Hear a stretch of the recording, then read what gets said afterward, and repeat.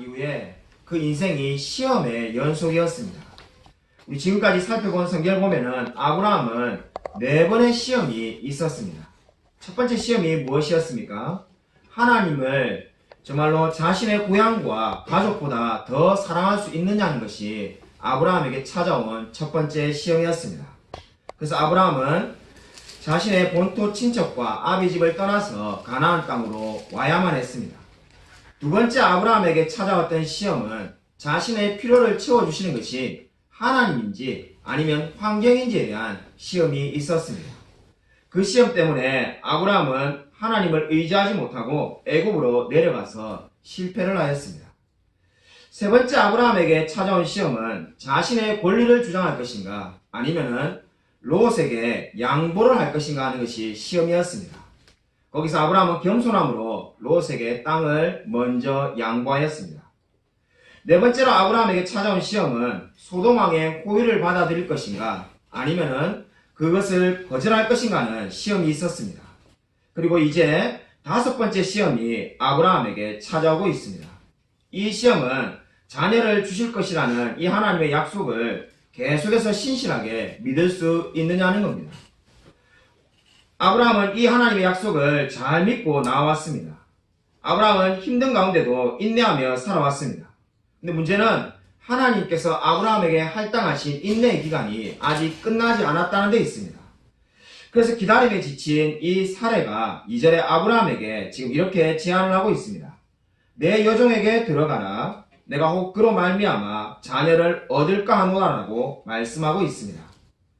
내가 혹 그녀로 말미암아 자녀를 얻을까 하노라는 말은 혹시 내가 그녀를 통해 세워질지도 모른다는 뜻이 되겠습니다. 그러니까 이 말은 사례가 하나님의 약속을 의지하고 살아가는데 얼마나 지쳐있는지를 지금 보여주고 있습니다. 그러니까 확실한 말씀에 근거해서 믿는 것이 아니라 혹시 내가 그녀를 통해서 세워질지도 모른다는 추측에 근거해서 지금 삶을 살아가고 있는 것이 바로 사례와 아브라함의 삶이었습니다.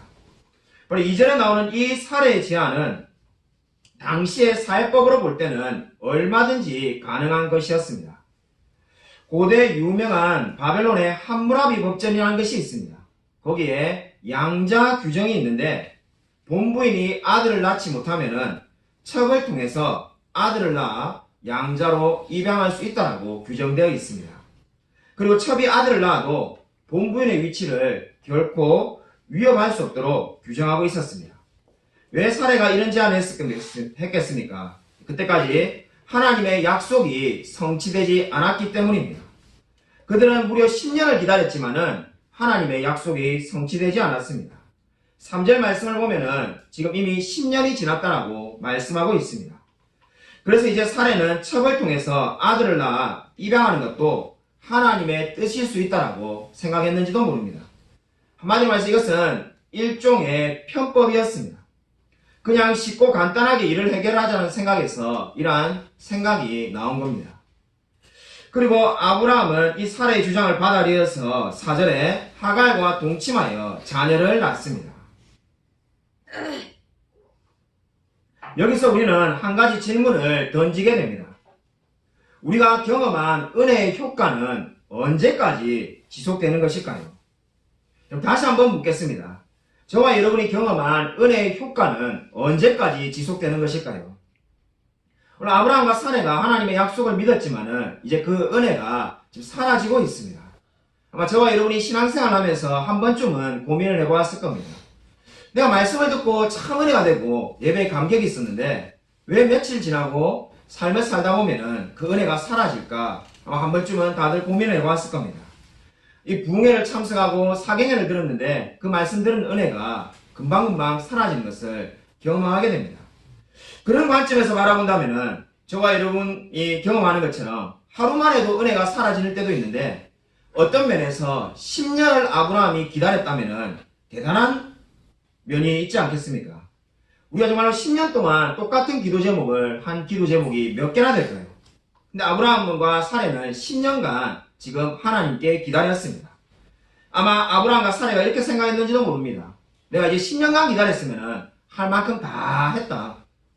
내가 할 것은 이제 다 했으니까, 이제 하나님이 응답을 안 해주셨으니까, 이제 우리가 알아서 이 문제를 해결하자라고 생각했었는지도 모릅니다. 종교개혁 시기에 풍자 이야기 중에 이러한 이야기가 있습니다. 어떤 사제가 항상 기도할 때 우리의 기도에 응답하시는 하나님이다라고 기도를 시작했다고 합니다. 그날도 어김없이 어느 날 우리의 기도에 응답하시는 하나님이다라고 기도를 시작했다고 합니다. 근데 하나님께서 실제로 응답하셨습니다. 갑자기 하나님께서 그래 왜 이렇게 그 사제에게 물은 겁니다. 그 순간 사제가 너무나 놀라가지고 심장마비로 놀라서 죽었답니다. 이 이야기가 무엇을 보여줍니까? 얼마나 사제가 기도가 응답되지 않을 거라고 생각하며 살았는지를 보여주는 풍자가 되겠습니다. 우리의 기도에 늘 응답하시는 하나님 이렇게 말하지만은 실제로 하나님이 응답할 거라고 생각을 한 번도 안 한 거죠. 제가 아는 한 집사님이 남편이 췌장암 판정을 받았습니다. 의사가 죽는다고 말을 했습니다. 그 남편분도 의사였는데 이제 병원 문을 9개월 전부터 닫고 병원 일을 못하게 되었습니다. 그 여자 집사님이 안타까워서 저와 그 여자 집사님이 아는 그 모든 지인들에게 카톡으로 기도 제목을 매주마다 보냈습니다. 심지어 어느 날은 매일마다 카톡으로 기도 제목이 온 적도 있습니다. 장문의 기도 제목이 오는데 그 내용은 다 한결같이 남편이 꼭 낫게 해달라는 겁니다. 남편이 50살도 안 됐는데 벌써 하나님이 데려가시면 안 된다고 계속해서 기도 제목을 보냅니다. 그 기도 제목이 잊혀지지 않기 때문에 저절로 저도 새벽마다 늘 매일마다 기도했습니다. 근데 벌써 이제 병원 문을 못 연 지도 9개월이 되고 이제 계속해서 같은 기도 제목을 말하지만은 췌장암 말기에 살아난 사람을 제가 본 적이 없습니다. 그래서 돌아가시겠구나 생각하면서 기도하면서도 늘 그렇게 기도했습니다. 이번 주에 새벽 기도를 나오는데 또 카톡으로 그분이 기도 제목을 길게 보냈습니다. 보나마나 낫게 해달라고 보냈는갑다 이렇게 보는데 다 나아가지고 암이 사라졌다는 겁니다. 정말로 금지를 했는데 재차 금지까지 했지만은 암이 다 사라져가지고 깨끗하게 나았고 병원 문을 어제 처음으로 다시 9개월 만에 열었다고 기도해 주셔서 감사합니다라고 답장이 왔습니다. 제가 새벽기도 우리 박정삼을 같이 나오면서 기적이다, 어메이징이다, 놀랍다는 말을 얼마나 많이 했는지 모릅니다. 그러고 난 다음에 제가 오늘 이 설교를 준비하면서 말씀을 준비하다 보니까는 제가 중세 사제랑 똑같구나 하는 생각을 가지게 되었습니다. 제가 솔직히 기도했냐라고 그 여자 집사님 만약에 제게 전화와서 묻는다면은 하루도 빠지지 않고 9개월을 기도했습니다. 근데 사실 병이 나을 거라고 믿지는 못하고 그냥 기도한 겁니다. 자, 제 경험을 통해서 한 가지 깨달은 진리가 있습니다. 우리가 기도는 어려운 것이다라고 늘 종종 말을 하는데 그때는 저는 늘 이렇게 생각했습니다. 아, 기도라는 게 이렇게 앉아서 기도하는 게 어렵구나 이렇게 생각했습니다. 근데 그것이 아니라는 것을 이번 주에 알게 되었습니다. 기도가 어려운 것은 기도를 하는 것 자체가 어려운 것이 아니라 그 기도를 믿고 자신의 그 기도 제목을 믿고 기도하는 것이 얼마나 어려운 것인가를 제가 알게 되었습니다. 아마 아브라함도 똑같은 마음일 겁니다. 10년을 기다렸는데 응답이 없는데 우리 보고 어떻게 하라는 건가? 막 이런 마음이 들지 않겠습니까? 이거는 분명히 이루어지지 않으니까 그리고 우리 몸은 점점점 늙어가는데 하나님이 말씀을 주셨을 때도 늙었지만은 이제 더 늙어가는데 이제 할 수 있는 방법이 없으니까 양자를 택해서 입양하든지 아니면은 어떻게 합니까? 하가를 통해서 낳을 수밖에 없지 않겠느냐는 생각을 할 수밖에 없었을 겁니다. 그러나 아브라함과 사레는 이 약속을 더 믿고 기다렸어야만 합니다. 왜 그렇습니까? 기다림은 결코 거절이 아니기 때문입니다. 저와 여러분이 우리가 믿음의 삶에서 실패하는 이유가 뭡니까? 하나님의 말씀을 기다리는 것이 거절이라는 생각을 종종 하기 때문입니다. 하나님 분명히 우리에게 말씀을 주었지만은 그 말씀을 기다리고 또 기다리다 보면은 어떤 생각이 됩니까? 아, 이것은 이제 하나님이 거절하셨구나. 하나님이 이제 우리의 기도에 더 이상 응답하지 않는구나. 그래서 우리가 낙심하며 포기하게 됩니다. 아마 사레도 아브라함도 분명히 10년간 열심히 하나님을 바라보며 기다렸을 겁니다. 그러나 응답이 오지 않으니까 이것을 하나님의 거절이라고 생각하였습니다. 하지만 하나님은 단 한 번도 그 약속을 잊으신 적이 없습니다. 하나님께서는 단지 우리가 원하는 때에 우리가 원하는 방법으로 응답하시지 않았을 뿐입니다. 하나님이 결코 우리를 포기한 것이 아닙니다. 여러분, 그러므로 오늘 이 하나님의 말씀을 믿으십시오. 하나님은 결코 우리를 포기한 적이 없습니다. 그렇다면은 우리가 드는 의문이 있습니다. 왜 하나님께서 하나님의 자녀가 그렇게 간절히 구하는데, 우리 성경에 나와 있지는 않지만은 아브라함과 사레가 얼마나 간절하게 구했겠습니까? 아마 10년을 늘 눈물로 기도로 나갔을 겁니다. 근데 왜 하나님이 좀 일찍 응답해 주시면 될 건데, 안 주시겠다고 한 것도 아니고 본인이 주시겠다고 말씀하셨는데 왜 들어주지 않을까요? 우리 교회 성도님들 가운데도 똑같은 기도 제목을 제게 계속 반복적으로 말하는 분이 많습니다. 왜냐하면 들어주지 않으니까요. 아마 그분들도 똑같은 마음이 될 겁니다. 왜 하나님이 일찍 기도 응답을 들어주시 않을까요? 그 이유는 우리들을 불가능한 상황까지 끌고 가시려는 의도가 있습니다. 불가능한 상황에 이르게 되면 어떻게 됩니까? 주님, 이제 내가 할 수 있는 것은 아무것도 없습니다. 주님께서 역사해 주시옵시오라고 기도할 수밖에 없습니다. 바로 하나님이 저와 여러분에게 원하시는 것이 바로 여기에 있습니다. 왜 이렇게 오래 기다리는데 기도에 응답이 없는가? 하나님이 거절하신 것이 아닙니다. 저와 여러분이 도무지 할 수 없다라고, 이제 하나님의 은혜가 아니면은 저는 살아갈 수 없다는 그 고백이 나올 때까지 기다리고 계시는 겁니다. 아브라함과 사레도 마찬가지였습니다. 주님, 이제 우리의 힘으로는 자녀를 낳을 수도 없고 이 문제를 해결할 수 없으니 주께서 역사해달라는 그 고백이 나올 때까지 하나님이 기다리고 계셨던 겁니다. 근데 아브라함은 그렇게 그 고백이 나온 것이 아니라 자기들이 문제를 알아서 하갈을 통해서 해결하려고 하였습니다. 그것이 이제 또 다른 문제를 만들어내게 됩니다. 오늘 여러분 16장 4절을 보시면은 이제 이 하갈이 임신을 하자 그 여주인 사레를 멸시합니다. 이 이야기가 단순히 우연이라는 것이 아닙니다. 바로 아브라함과 사레가 하나님의 약속을 믿지 못하고 하갈을 취하니까 이제 거기에서 또 다른 문제가 파생되는 겁니다. 하나님의 말씀을 의지하지 못할 때 바로 더 큰 문제가 다가옴을 알 수가 있습니다. 그럼 하갈이 왜 사레를 멸시합니까? 하나님께서 사레에게도 주지 않은 자녀를 나에게 주었다라고 생각하기 때문입니다. 그냥 쉽게 한마디로 말하면 나는 이제 사레보다도 더 많은 은혜를 하나님께 받았다는 겁니다. 그러니까 사레가 분을 참지 못하고 6절에 하갈을 학대하기 시작합니다. 그러자 7절에 하갈이 견디지 못하고 술길 샘물 곁으로 도망을 갔다라고 성경은 말씀하고 있습니다. 술길 샘물 곁이라고 성경이 말을 하고 있는데 여기가 어디일까요? 한마디로 말해서 애굽으로 가는 길 도중입니다. 하갈은 애굽에서 온 여종이었는데 지금 이제 학대를 받으니까 본능적으로 고향을 향해서 지금 달려가고 있습니다. 술은 우물을 의미합니다. 그러니까 하갈은 어떻습니까? 지금 학대를 당해서 고향인 애굽으로 본능적으로 도망을 가다가 술길, 바로 어떠한 우물가 옆에서 지금 앉아 있는 겁니다. 아마 성경에 우리가 묘사하고 있지는 않지만은 거의 확실하게 우리가 추측할 수 있는 게 뭡니까? 하갈이 왜 여기에 지금 멈춰 있겠습니까? 인생이 서럽다고 펑펑 울고 있었을 겁니다. 이제 학대를 당해가지고 내가 억울하다 이렇게 생각하지 않았겠습니까? 하갈이 아브라함을 유혹해서 임신을 한 것도 아니고 자기들이 결정해서 임신을 하게 해놓고는 이제 학대를 하니까 얼마나 억울하겠습니까? 그래서 펑펑펑 울면서 아마 있었을 겁니다. 이때 하갈의 나이가 대부분의 학자들이 추측하는 것처럼 고작 14세였습니다. 이 14살밖에 되지 않은 이 소녀가 인생이 서럽다고 우물 곁에서 울고 있습니다. 애굽으로 향하고 있지만은 사실상 갈 데가 없습니다. 바로 그때 지금 누가 나타났다라고 성경은 말씀하고 있습니까? 7절 말씀을 우리 같이 한번 읽겠습니다. 우리 같이 한번 7절 읽겠습니다. 네, 시작. 여호와의 사자가 광야의 샘물 곁 곧 술길 샘 곁에서 그를 만나. 여호와의 사자가 바로 그때 나타났다라고 말씀하고 있습니다. 히브리어 원어를 보면은 여호와의 사자 앞에 관사가 붙어 있습니다.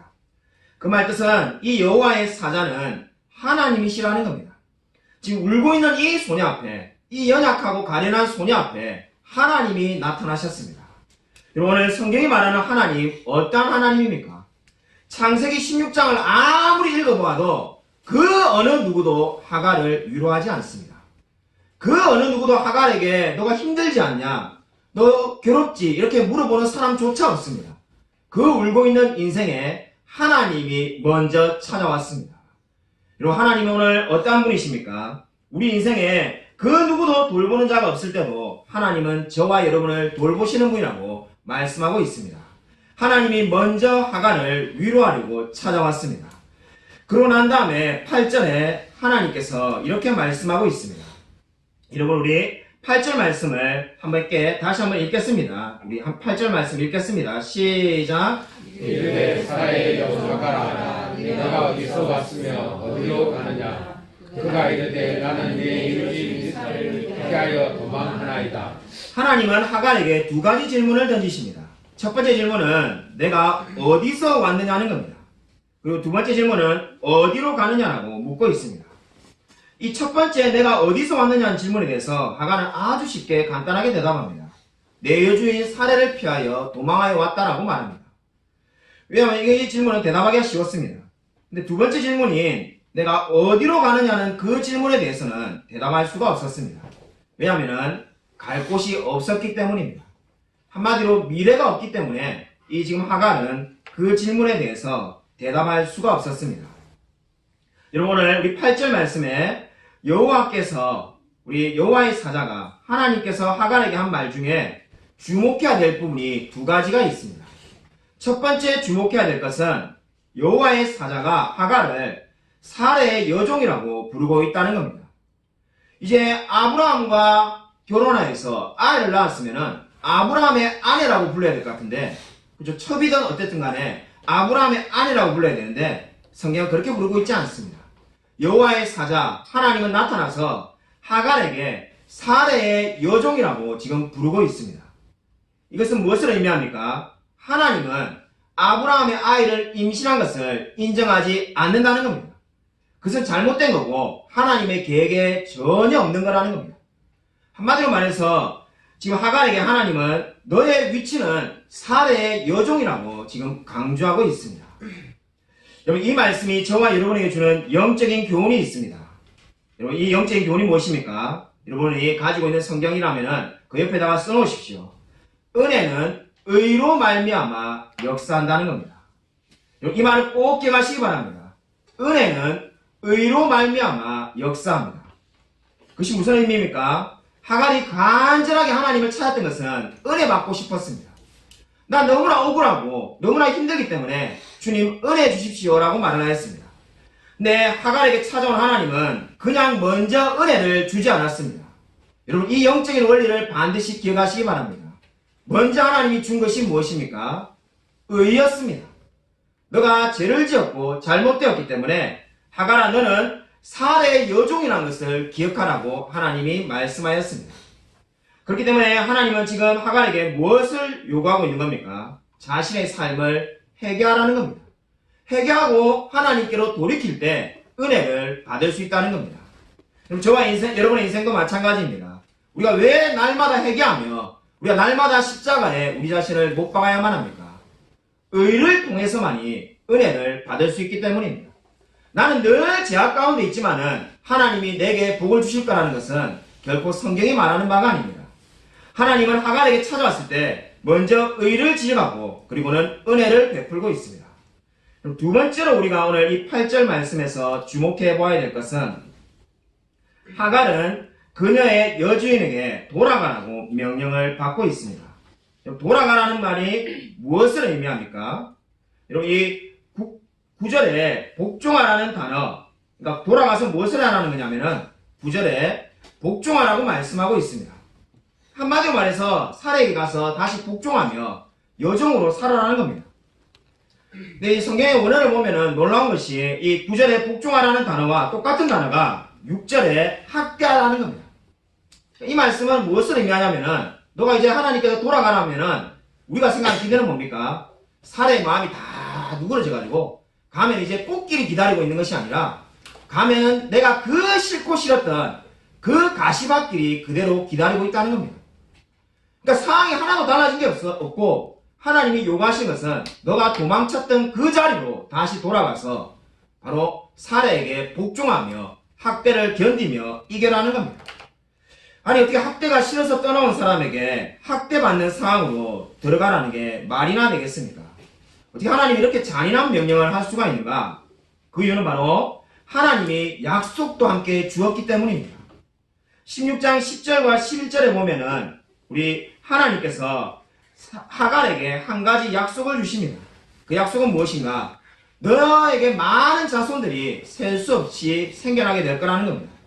그 약속 믿고 하갈은 살에게 복종하며 학대를 견디며 이겨나는 겁니다. 이게 바로 하나님이 하갈에게 주신 명령이었습니다. 실제로 하갈은 어떻게 합니까? 이 이후에 무려 13년을 그 사례의 모든 학대도 견디며 인내하는 삶을 살아가게 됩니다. 여러분, 오늘 이 말씀이 저와 여러분에게 어떠한 영적인 교훈을 줍니까? 혹시 우리 가운데 해야 할 순종과 의무에서 벗어나고 싶은 분은 없습니까? 그러면 다시 돌아가서 복종하고 또 복종하십시오. 하나님께서 반드시 약속을 지켜주실 것입니다. 제가 청년부 사역을 할 때 스텝으로 있던 우리 같은 리더 중에 한 청년이 영화를 제작하는 일을 하고 있었는데 어느 날 갑자기 평일날 교회에 찾아왔습니다. 제가 생각해 보니까 이 영화 제작하는 청년이 실직자가 아닌데 왜 이렇게 낮에 내게 찾아와가지고 이렇게 만나자고 할까? 제가 오늘 쉬는 날이냐라고 제가 물으니까 어젯밤에 새벽에 영화를 찍다가 너무 힘들어가지고 자기가 도대체 이렇게 살아가는 삶이 아니라는 생각이 들어서 그냥 아무 말도 없이 영화를 찍다가 도망 나왔다는 겁니다. 영화 제목이 기억 안 나는데 제가 그 당시에 무슨 영화냐니까 혹시 여러분 보신 분이 있는지 모르겠습니다. 킹콩이 뭐 야구 선수가 돼가지고 뭐 이거 홈런을 치고 하는 그 영화 찍다가 화가 나가지고 그냥 집어던지고 나와버렸다. 그래서 제가 그 청년에게 제가 아마 우리 교회에서 제가 한번 설교한 적이 있는데 제가 중물공장 다닐 때 20년 전에 밤에 새벽 2시에 일하다가 화가 나가지고 헬멧도 집어던지고 장갑도 집어던지고 근데 죽어도 이 일 안 해 이래가지고 도망쳤다는 일을 이야기를 해주었습니다. 그 청년이 신이 나가지고 막 그렇죠 인생 사는 게 힘들다면서 이야기하더라고요. 그래서 그 다음에 제가 청년에게 이런 말을 했습니다. 내가 그 다음날 고개 숙이고 다시 돌아갔다. 청년이 막 놀라더라고요. 목사님 자존심도 없습니까? 자존심이 있지만은 일 안 하면 못 먹고 사니까는 가서 용서해달라고 빌었다. 그러면서 제가 청년에게 이런 말을 했습니다. 다시 돌아가라. 그 청년이 절대 못 돌아간다는 거예요. 자존심 상해서. 돌아가면은 아무도 노력하는 사람 없을 거다. 인생에 다 누구나 힘든 게 있고 괴로운 게 있다. 나도 주물공장 가면은 그때 돌아갈 때 내가 바보 되겠구나 이런 생각했는데 다 오히려 그 어른들이 괜찮다고 격려하고 젊을 때 그런 거 다 누구나 있다면서 다 따뜻하게 맞아주더라. 너도 돌아가면은 분명히 다 사람들이 용서해 줄 거다. 돌아가라라고 제가 권면한 적이 있었습니다. 여러분, 저와 여러분도 마찬가지입니다. 인생에서 자신의 자리에서 도망치고 싶을 때가 있습니다. 그것이 직장이든 가정이든 내가 왜 이렇게 힘들게 살아가나 이 하갈처럼 내가 어디든지 가도 여기보다는 낫겠다 이런 마음으로 일단 떠나고 보자 이런 마음이 들 때가 있습니다. 그러나 중요한 것은 무엇입니까? 하나님이 우리에게 그 자리를 떠나라고 명령하지 않았다면 우리는 그 자리에 그대로 머물러 있어야 될 사람이라는 겁니다. 오늘 여호와의 사자가 하갈에게 나타나서 왜 다시 돌아가라고 말씀하겠습니까? 떠나라고 하나님이 명령한 적이 없기 때문입니다. 하갈은 살해의 여종으로 그 자리에 머물러 있어야만 하는 사람이라고 말씀한 겁니다. 여러분, 윌리엄 맥도날드라는 목사님의 책에 이런 이야기가 나옵니다. 그분이 하루에 신방을 갔는데 주방에 부엌에 이런 글귀가 써 있다고 합니다. 나는 하루 3번 여기서 주님을 섬깁니다. 윌리엄 맥도날드 목사님 보니까는 아니 뭐 주방에다가 이런 글귀를 써놓은 사람이 누가 있을까? 하루 3번 여기서 주님을 섬깁니다. 그래서 왜 이렇게 써놨냐 하니까 그분이 그 신방을 받던 그 성도님이 주방에서 밥 짓고 뭐 빨래하고 하는 이 일이 너무 싫다는 거예요. 그러니까 결혼을 해서 보니까는 자기가 처녀 때 막 자유롭게 살고 재밌었는데 늘 밥 세끼야 되고 빨래하고 밥하고 애 보고 내가 왜 이렇게 인생을 사나? 그게 너무 화가 나가지고 집을 몇 번 가출하며 뛰어나갔다는 거예요. 그래서 이제 더 이상 내가 이래 못 살겠다 이런 생각해가지고 이혼을 할까 이 생각하다가 하나님 마음을 주는 것이 네가 이 일을 하는 것을 주님을 섬기는 마음으로 하라고 말씀하는 것을 자신이 느꼈다는 거예요. 그래서 그걸 잊지 않기 위해서 나는 하루 3번 여기서 주님을 섬깁니다라고 글을 붙여놓았다는 겁니다. 여러분 마찬가지입니다. 아마 저와 여러분도 인생에서 정말로 그만두고 싶고 관두고 싶을 때가 얼마나 많았겠습니까? 우리 직장생활을 하든 아니면 사회생활을 하든 내가 정말 모든 것을 포기하고 싶을 때가 얼마나 많습니까? 정말 이 하갈처럼 내가 모든 걸 다 때려치우고 내가 정말 나의 고향으로 갈 곳은 없지만은 갈 바를 알지 못하지만은 돌아가겠다면서 뛰쳐나가고 싶을 때가 얼마나 많습니까? 그럼 오늘 성경은 저와 여러분에게 이렇게 말씀하고 있습니다. 인내하며 살아라고 말씀하고 있습니다. 하나님의 약속을 믿고 인내하며 살아라고 말씀하고 있습니다. 그리고 어떠한 어려움이 있다 하더라도 늘 하나님께서 요구하는 대로 인내하며 살아가는 저와 여러분이 되시기를 주님의 이름으로 간절히 축원드립니다. 여러분 13절 14절을 우리 같이 함께 읽겠습니다. 13절 14절 우리 같이 한 목소리로 13절 14절 읽겠습니다. 시작. 하갈이 자기에게 이르신 여호와의 이름을 나를 살피시는 하나님이라 하였으니 이는 내가 어떻게 여기서 나를 살피시는 하나님을 배운고 함이라. 이름으로 그 샘을 부엘라헤로이라 불렀으며 그것은 가데스와 베레스 사이에 있더라. 아멘. 아멘. 여러분 이 류폴드라는 우리 뛰어난 신학자가 있습니다. 제가 너무 좋아하는 신학자인데 그분이 이 말씀에 대해서 사역을 한 게 있습니다. 사역은 또 뭔가 저 같은 평범한 목사 말고 히브리어나 헬라 원어의 대가인 분들이 이제 공부를 많이 하고 난 다음에 자기의 번역으로 성경을 쓴 게 있습니다. 그러한 것을 우리가 사역이라고 합니다. 그 사역을 읽어보면은 이 류폴드라는 이 학자분은 이 13절 말씀, 우리가 방금 읽은 13절 말씀을 이렇게 번역합니다. 실로 내가 여기서 하나님을 배웠는가? 당신은 우리가 뵙고 살 수 있는 하나님입니다. 자, 너무나 좋아하는 번역인데 제가 다시 한번 읽어드릴 테니까 필요한 분은 옆에 그게 써놓으십시오. 실로 내가 여기서 하나님을 배웠는가? 당신은 우리가 뵙고 살 수 있는 하나님입니다. 저는 이 번역을 참 좋아합니다. 그러니까 지금 하갈이 하나님을 만나고 난 다음에 어떻게 느꼈다는 겁니까? 내가 하나님을 만나고 뵙고 살 수 있는 하나님이라는 겁니다. 아마 우리 교회 생활을 오래 한 분들은, 성경을 잘 아는 분들은 하나님을 만나면 죽는데, 구약시대에 하나님을 보면 죽는데 아마 이런 말씀이 먼저 떠오를 겁니다. 네, 그렇습니다. 출애굽기 33장 20절에 하나님을 직접 본 사람은 죽는다는 말씀이 있습니다. 그러나 류폴드가 말하는 것처럼 지금 이 하갈의 고백은 신학적인 문제를 말하고 있는 게 아닙니다. 내가 진짜 하나님을 봤다, 근데 살았다, 이 말을 지금 하고 있는 것이 아니라 마치 내가 정말 하나님을 직접 본 사람처럼 너무나 기쁘고 행복하다는 겁니다. 마치 저와 여러분이 예배를 드리고 난 다음에 그렇게 느낀 적이 있지 않습니까? 마치 오늘 하나님이 내게 직접 말씀하는 것처럼 말씀을 내가 들었다. 그때 저와 여러분이 어떻게 고백합니까? 하나님을 내가 오늘 만났다, 이렇게 말하지 않습니까? 그때 만났다는 게 진짜 눈으로 봤다는 게 아니라 내가 정말 하나님을 만나가지고 오늘 내 인생에 새로운 전환점이 되었다는 고백이 있지 않습니까? 바로 그 똑같은 고백을 지금 하갈이 하고 있는 겁니다. 내가 실로 여기서 하나님을 배웠는가? 당신은 내가 뵙고 살 수 있는 하나님이다라고 지금 하갈이 고백하고 있습니다. 바로 하나님께서는 하갈에게 너무나 힘든 다시 사례에게 돌아가서 복종하라는 그 명령을 하였지만은 그것이 힘들다라고 원망하며 불평하는 것이 아니라 어떻게 고백하고 있습니까? 나는 이제 하나님을 만났다라고 간절하게 고백하고 있습니다. 여러분 동일하게 이렇게 하나님을 만난 적이 인생에 있지 않습니까? 저와 여러분의 삶에 우리가 또다시 필요한 게 뭡니까?